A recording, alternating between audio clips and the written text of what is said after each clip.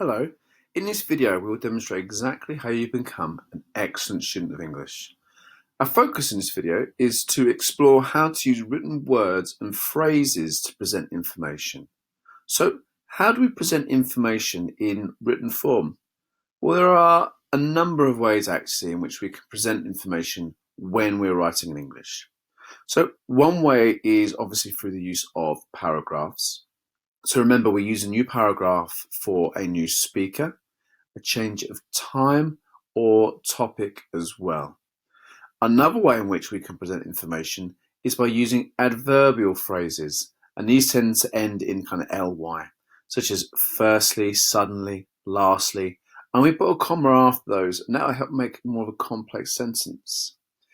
You may also wish to present information using bold headings, which will briefly outline what the information below will be about.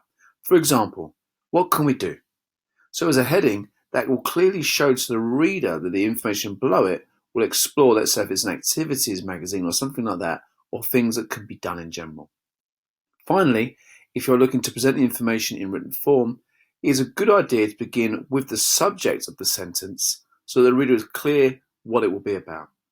So for example, the dog ran home helps to show the reader that the dog is the important part of this sentence. So that's an outline of the way in which you can demonstrate your use of written words in a phrase or a sentence. And good luck with your practice. Well done.